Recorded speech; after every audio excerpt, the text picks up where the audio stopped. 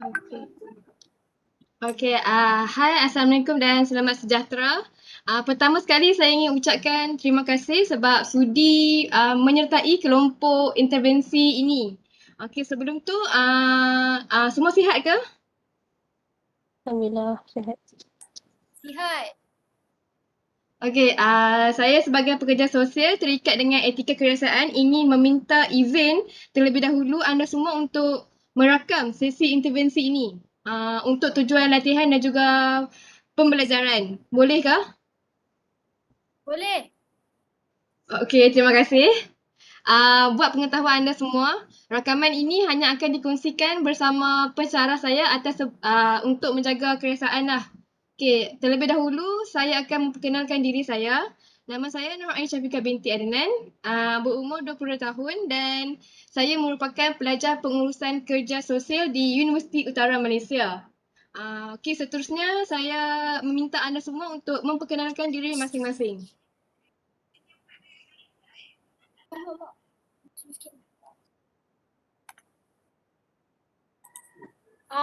Hai, Assalamualaikum. Dengar ke? Dengar. Okey. Okey, hai, Assalamualaikum. Nama saya Sharifah. Boleh panggil saya Sharifah. Saya asal daripada Perak. Pelajar jurusan kerja sosial. Pelajar jurusan kerja sosial dari Universiti Utara Malaysia. Umur saya 22 tahun. Terima kasih. Okey, seterusnya.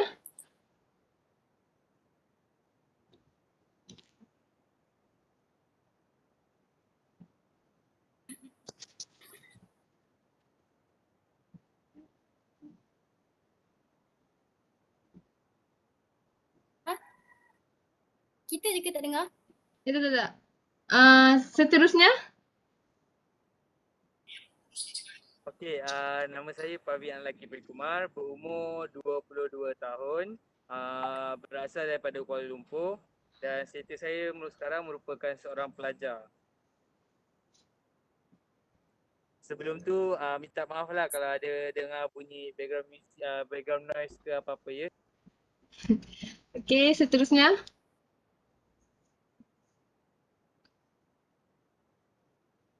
Okay, nama saya Muhammad Syahrul Aiman bin Hashim.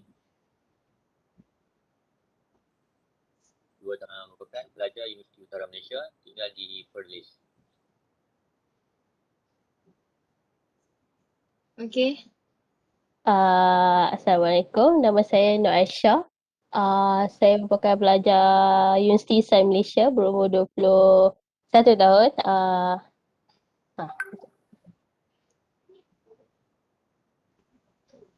Okey, terima kasih semua.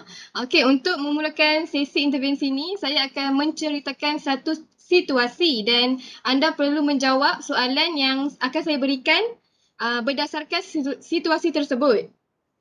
Anda juga diberi pilihan untuk tidak menjawab soalan. Okey, kalau tak tahulah.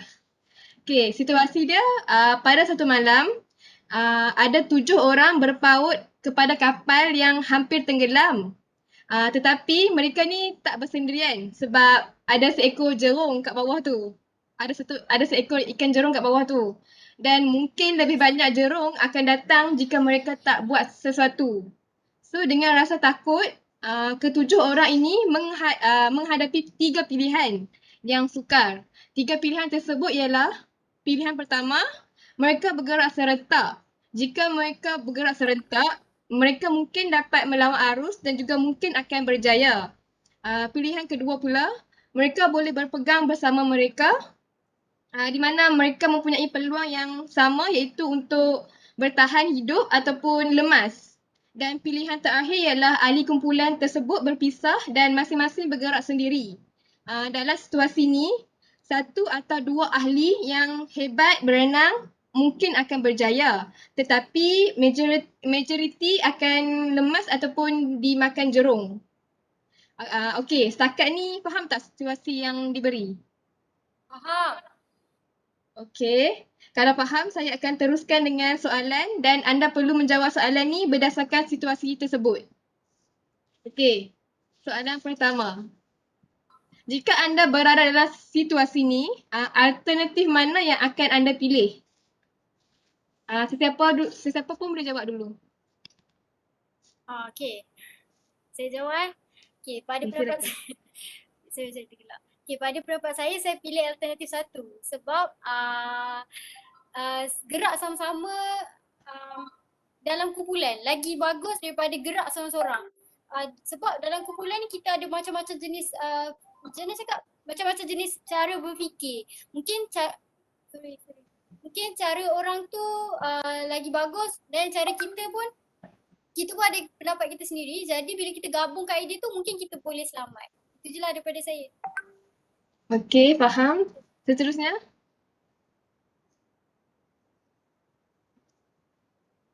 Jawapan saya Saya setuju dengan Husna. okey, Aisyah pun sokong tapi sorry menyampuk. Saya sama macam Usna sebab kalau boleh sama-sama selamatlah.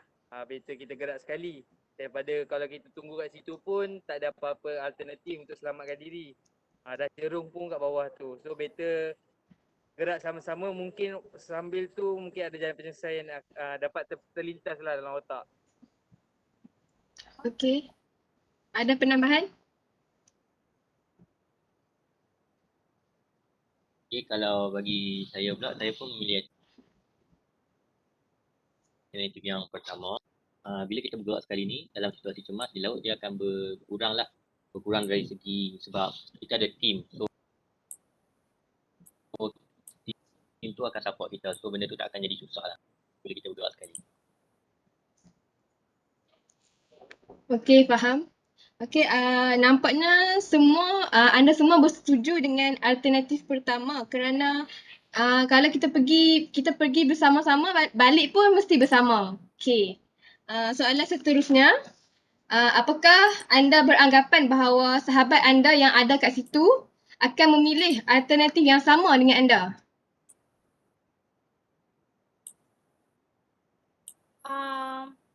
Saya dulu Okey, pada pendapat saya dengar kan? Saya Dengar. tak dengar. Okey, pada pendapat saya. Okey, pada pendapat saya, saya macam mana cakap? Saya ada pendapat saya. Orang lain pun ada pendapat orang lain juga.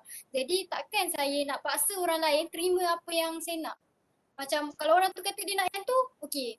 Tak apalah, kamu pilih yang tu, aku pilih yang ni, tapi kita cuba compare kan. Benda tu boleh jadi sesuatu yang baik ataupun benda tu boleh jadi sesuatu yang benda tu akan merosakkan kita lah. Jadi kalau benda tu baik, kita boleh gabungkan idea tu, pendapat dia dan pendapat saya, dan mungkin dengan cara tu kita boleh selamat. Itu je lah bagi pendapat saya. Okey. Ada yang nak tambah?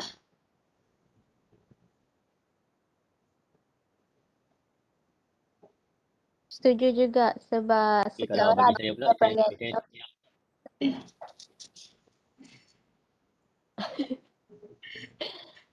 Silakan. Okey, tak apa, siapa pun boleh start dulu.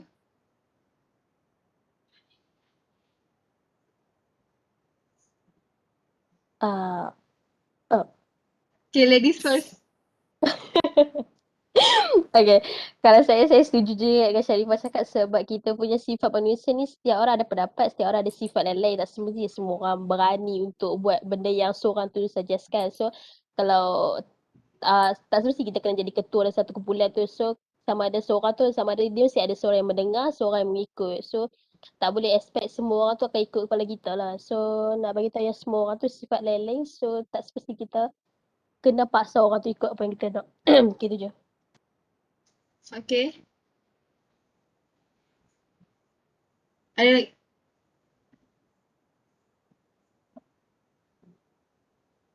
Okay, ada lagi nak tambah? Ya, saya setuju juga. Setuju dengan pendapat Usna dan Aisyah. Memang orang kata relevan lah.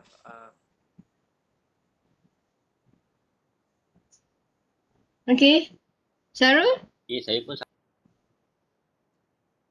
sama juga dengan masing-masing sebab alternatif mana pun okey sebab dia terserah kepada kita punya pandangan. Okay, dapat so, saya. Mana-mana pun boleh diguna pakai. Okay, faham. Okey, dapat saya simpulkan bahawa setiap orang, setiap ahli tu mempunyai hak untuk buat keputusan dan hak untuk memilih pilihan masing-masing. Okey, kita pergi kepada soalan yang seterusnya iaitu apakah jenis sahabat yang anda perlukan sekiranya anda berada dalam situasi tersebut? Kalau saya nak orang yang berani, orang yang lebih bertanggungjawab, orang yang tak selfish, orang yang tak akan tinggalkan saya. Walaupun susah macam mana sekalipun, macam mana saya tak tinggalkan dia, dia pun tak akan tinggalkan saya. Lagi, dia kena sama-sama lah, susah senang kena sama-sama juga. Yang pasti dia berani, dia kena lebih daripada saya. Kalau saya jenis orang yang kelam kabut, saya jenis orang yang cepat cemas, orang tu kena berlawanan dengan sifat saya. Jadi benda tu boleh buatkan saya rasa lebih tenang, lebih selamat, lebih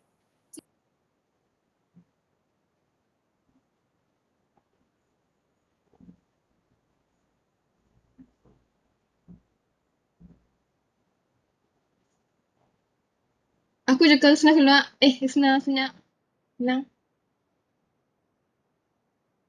Aku pun. Sila ke?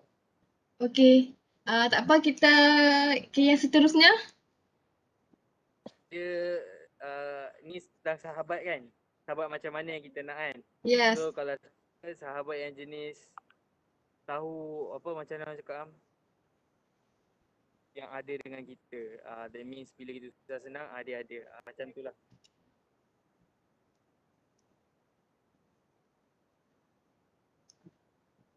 Okey, yang lain? Ada nak tambah?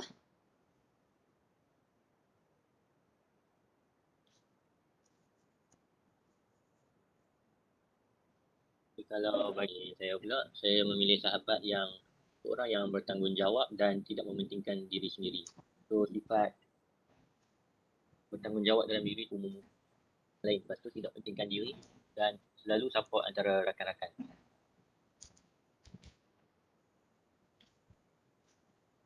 Ada nak tambah lagi? Aisyah? Saya setuju dengan semua. Okey. Kita pergi ke soalan yang seterusnya. Apakah matlamat yang sepatutnya dicapai pada saat itu?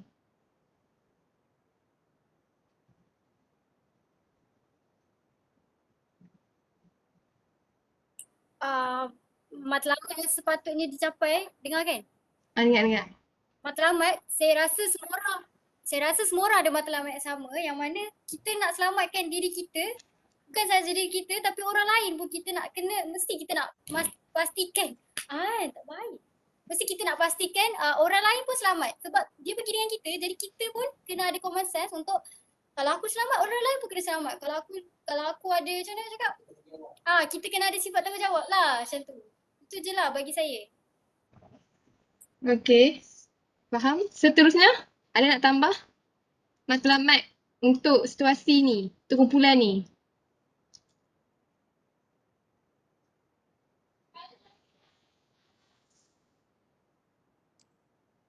Sama je, memang matlamat dia semua selamat, itu penting lah. Matlamat dia biar orang kata ke arah ke yang kebaikan. Bukan matlamat bukan-bukan. Kiranya kalau boleh matlamat dia semua selamat. Bukan ada orang kata matlamat dia selamatkan diri sendiri. Biar orang lain. Kita elakkan tu. So paling penting matlamat dia bekerjasama, selamat semua orang. Okey. Ada lagi nak tambah? Jadi kalau saya setuju dengan pandangan semua sebab dalam situasi ini kita perlu ada satu matlamat yang penting untuk satu kelompok masalah.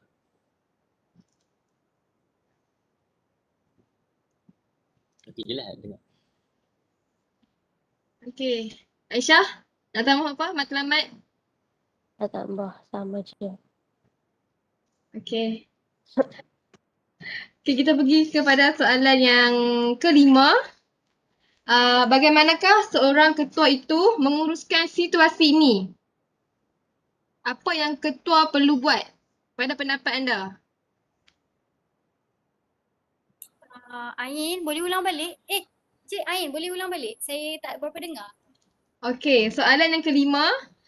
Bagaimana seorang ketua itu bertindak untuk menguruskan situasi ini? Sekiranya anda seorang ketua, apa yang anda buat? Kalau saya sebagai seorang ketua dalam situasi tu, walaupun saya ni saya tahu orang yang macam mana, saya orang yang cepat cemas, saya cepat gabra, saya cepat memang saya tahu saya kelam, kawan-kawan saya pun tahu saya macam mana, tapi dalam keadaan macam tu, kalau tak ada siapa pun boleh harap, jadi saya boleh jadi orang yang lain. Sebab maksud saya lain tu saya akan cuba walaupun benda tu agak menyusahkan, susah pada awalnya, tapi saya nak atau tak nak saya akan cuba, saya akan usaha, saya akan atasi apa yang kekurangan saya lah. Macam contoh cemas tu kan. Saya akan cuba untuk buang rasa cemas tu, tapi saya akan gantikan dengan perkara yang lebih positif lah.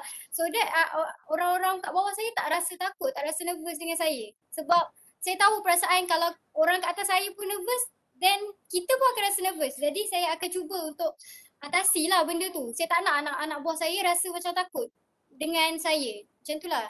Itulah je pendapat saya. Okey, yang lain? Terima kasih.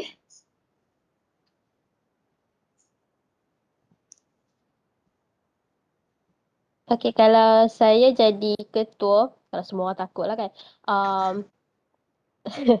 Kalau saya jadi ketua, sebab saya jenis bukan sesuai untuk jadi ketua, mungkin saya akan minta pendapat semua orang apa yang patut dibuat dan concludekan jadi satu solution lah. Minta pendapat. Lepas tu kita boleh baru fikirkan cara macam mana yang sesuai untuk digunakan untuk apa? Mencapai matlamat semua orang lah macam tu. Okey. Seterusnya?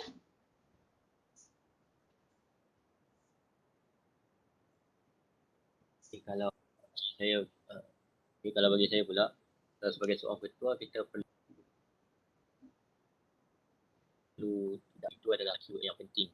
Dan sebagai seorang ketua, selain daripada itu, kita perlu susun satu strategi dengan ahli kumpulan yang lain untuk membentuk satu kerjasama yang kukuh untuk kita selamatkan diri daripada mungkin lemas ataupun dimakan jeruk.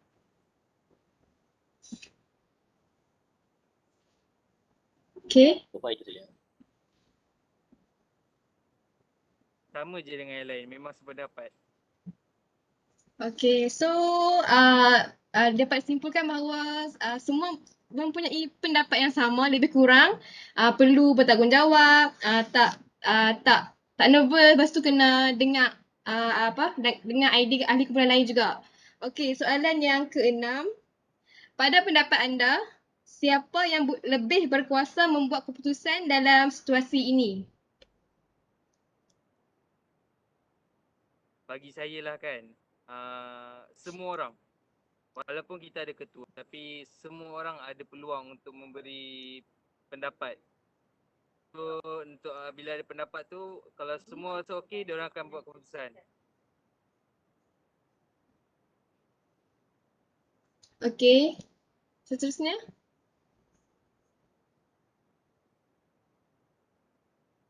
Maaf, boleh tak Cik Ain ulang balik semula? Sebab saya tak berapa clear, sebab line saya slow sikit.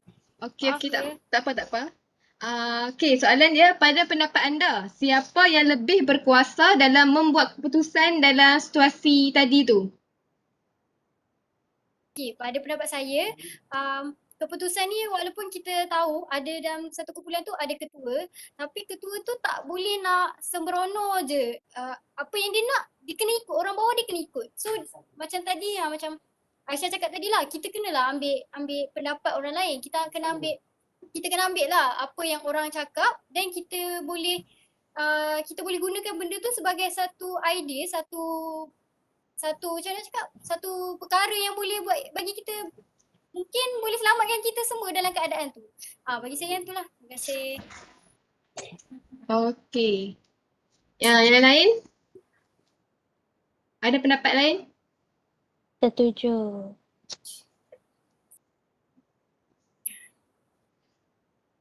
Syarul setuju juga kah? Jadi kalau saya setuju dengan pandangan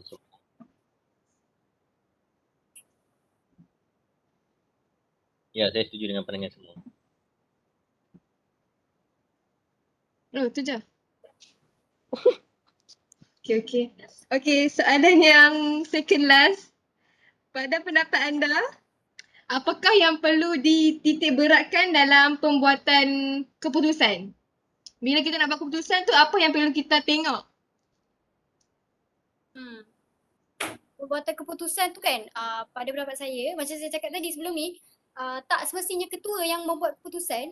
Keputusan tu juga walaupun ketua yang point out keputusan tu, dia yang akan lead keputusan kita, tapi keputusan tu mesti dipersetujui juga orang bawah. Kalau ketua je yang setuju, benda tu takkan jalan, benda tu takkan jadi apa-apa.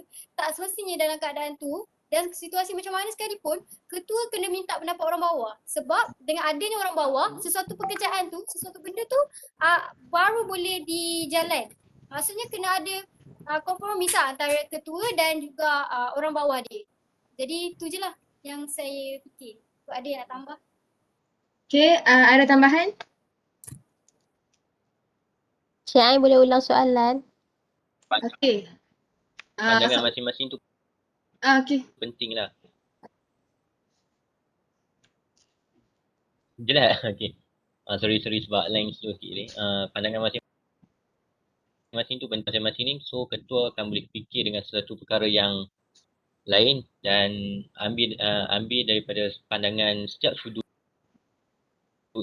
lakukan sesuatu perkara itu dengan lebih betul dan lebih bernas lah. Contoh macam dalam situasi apabila mereka dikapung. Okay, Aisyah, soalan dia, pada pendapat anda, apakah yang perlu dititik beratkan semasa membuat keputusan?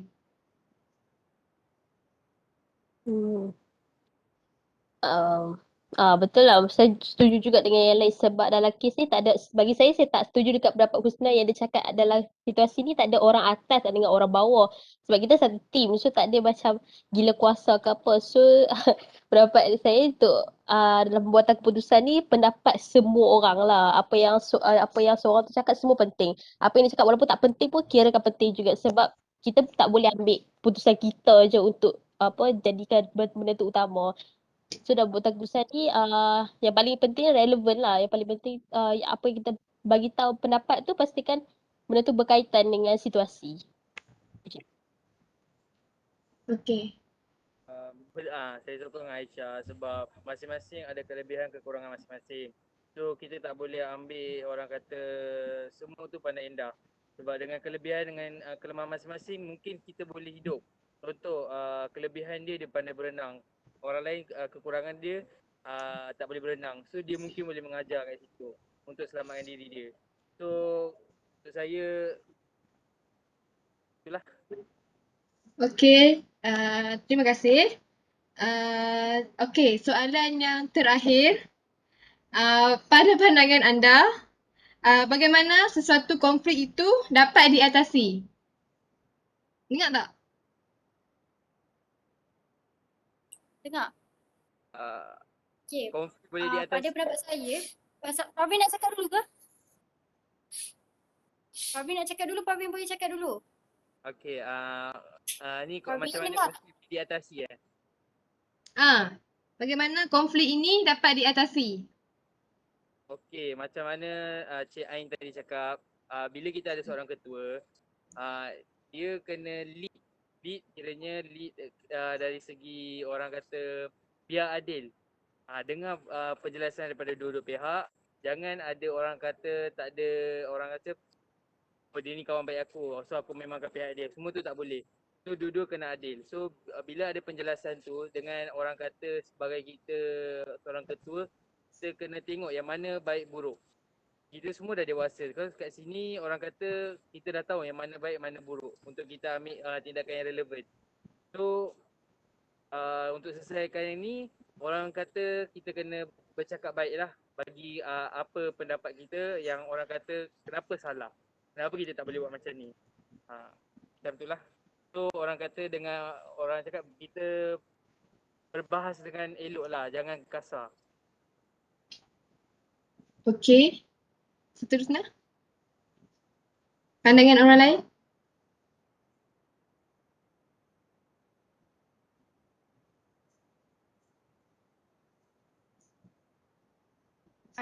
Cik Ain, boleh ulang balik tak soalan tadi? Okey, saya ulang soalan. Pada pandangan anda, bagaimana sesuatu konflik itu dapat diatasi? Okey, macam saya cakap sebelum ni, macam yang Parvin cakap tadi, saya pun setuju dengan pendapat Parvin. Saya nak tambah. Macam saya cakap tadi lah, semua orang berhak dia buat keputusan, kena ada toleransi, kena ada kerjasama. Dalam membuat keputusan ni, kalau kita nak buat apa je keputusan, bukan dalam keputusan dalam susah je, keputusan nak buat assignment ke, keputusan nak buat apa-apa pun, kita kena ada kerjasama daripada orang sekeliling. Kita kena ambil point-point orang, apa je yang orang cakap, kita jangan biar je. Nampak macam benda tu remeh bagi kita, tapi bila kita gabungkan idea tu, mungkin dia boleh jadi satu idea yang bernas dan kita boleh gunakan benda tu untuk menyelamatkan diri kita lah. Dalam contoh dan situasi tu, mungkin ada orang ni ada pendapat dia macam ni, orang ni ada pendapat dia macam ni. Jadi keputusan tu kita boleh gabungkan dan kita jadikan sebagai satu cara untuk kita selamatkan diri kita. Itu je lah pada pendapat saya. Okey. Pandangan pada orang lain?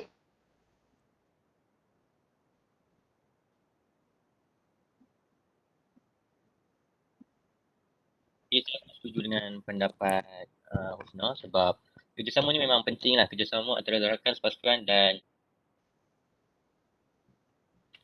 saling mampu membentuk sesuatu yang lebih efisien, dan daripada tu kerjasama ni mampu memberikan kita